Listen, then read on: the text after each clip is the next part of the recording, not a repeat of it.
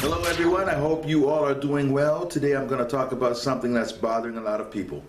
And the people I'm talking about are the people who have faded away from the Jehovah's Witnesses. They're not disfellowshipped, they're not disassociated, but they chose to fade away. Mainly people have done this because they want to keep their family ties and they don't want the religion to become an issue or a wedge between them and their families.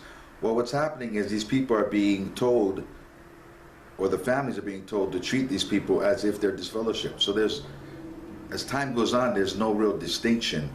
Anyone who leaves gets treated the same way. And it seems not fair, and it angers you, and you wonder why. Well, I'll tell you why. Because you are the biggest threat to a Jehovah's Witness. You are the biggest threat. More than a disfellowshipped person, more than a disassociated person, you are the biggest threat.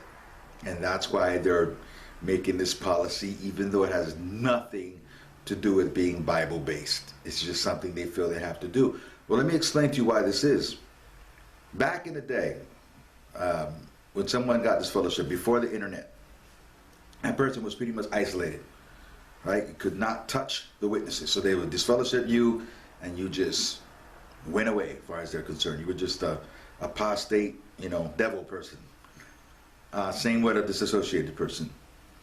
And when you faded, basically you just faded. It's like we didn't have the accesses to resource to educate ourselves beyond what we knew as a witness. You just decided you don't want to be a witness, but if you really wanted to research the religion, it was not so easy back then. You had to read tons of old books to find all the places they were wrong. So you not only had to read the book, you had to find those pages or those verses where they were dead wrong.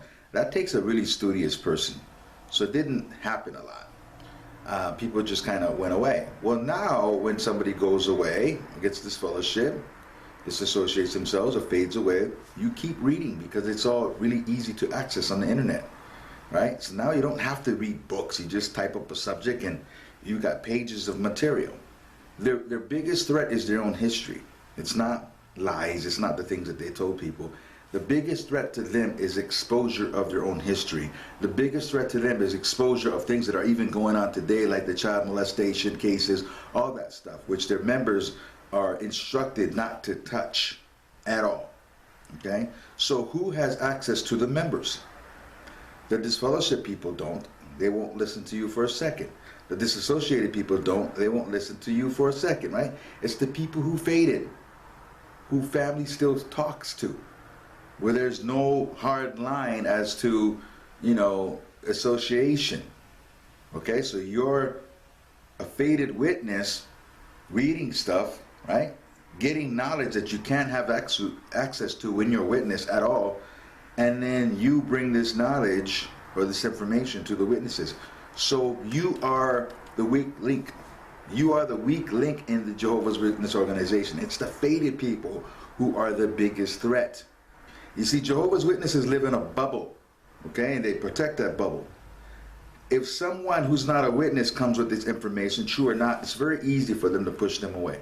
Very easy to go, I don't want to hear it, I'm not talking to you, and their typical response is, I need to do my research, and they never show up again, right? But these people aren't a part of their lives. It's people like us. I'm a faded witness. I'm like a germ, okay? I'm like a germ that never goes away. I'm someone that will consistently ask questions that they can't answer, right? They're not used to that. Where else are they gonna get that? What else penetrates their bubble? Nothing penetrates their bubble but a faded witness. Now the society's seeing that.